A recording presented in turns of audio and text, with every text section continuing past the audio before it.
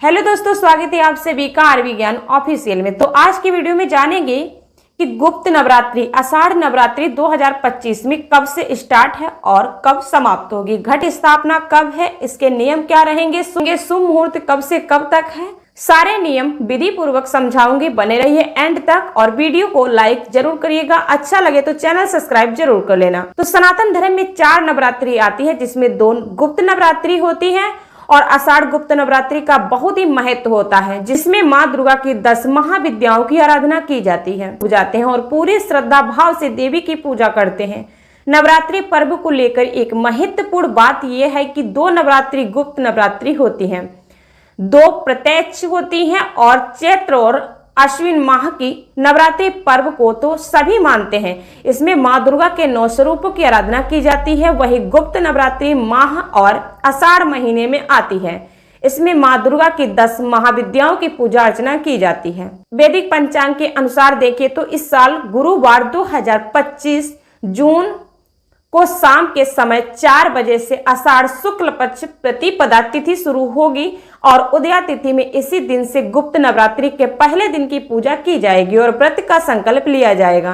तो आषाढ़ गुप्त नवरात्रि घट स्थापना समय क्या रहेगा? नवरात्रि के पहले दिन घट स्थापना करने का विधान है। ऐसे में पंचांग के अनुसार गुप्त नवरात्रि के लिए घट स्थापना का शुभ मुहूर्त 25 जून को सुबह के 5:25 से सुबह के 6:58 पर होगा और अभिजीत मुहूर्त में घट स्थापना करना भी अति शुभ होगा। इसके लिए सुबह 11:56 से दोपहर 12:52 के बीच में घट स्थापना आप कर सकते हैं। घट स्थापना की सामग्री मैं बता देती हूँ। घट स्थापना के लिए कुछ सामग्री पहले से ही जुटा लें।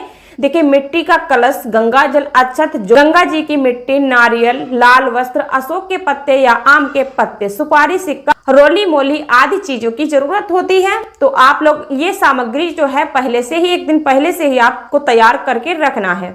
चलिए इसी के साथ जान लेते हैं घट स्थापना विधि और घर। देखिए, घर के स्थान कोड में कलश को स्थापित करें। साफ मिट्टी के बर्तन में मिट्टी डालें और उसमें जौ बोएं। इसके बाद इसी जौ वाले पात्र के ऊपर कलश को स्थापित कर दें। कलश में गंगा जल डालें और साथ में कुछ सामग्री भी डालें, जैसे अक्षत, रोली, सुपारी, सिक्का, हल्दी, कुछ फूल, आम के पत्ते कलश के मुख पर रखें और एक नारियल उसी के ऊपर लाल कपड़े में लपेट कर रखें।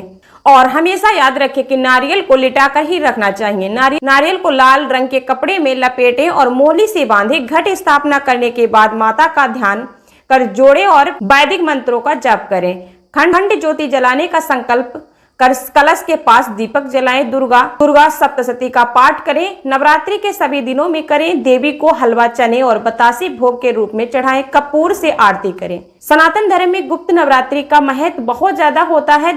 महाविद्याएं गुप्त नवरात्रि में प्रकट हुई, जिनकी आराधना की जाती है। गुप्त नवरात्रि के समय अगर देवी शक्ति के 32 अलग अलग नामों का जाप करें तो जीवन की परेशानियां दूर हो जाती हैं। दुर्गा सप्तशती देवी महात्म्य के साथ श्री भगवत देवी, श्रीमद देवी भागवत आदि का पाठ करने से जीवन की परेशानियों का अंत हो जाता है और जीवन में सुख शांति बनी रहती है।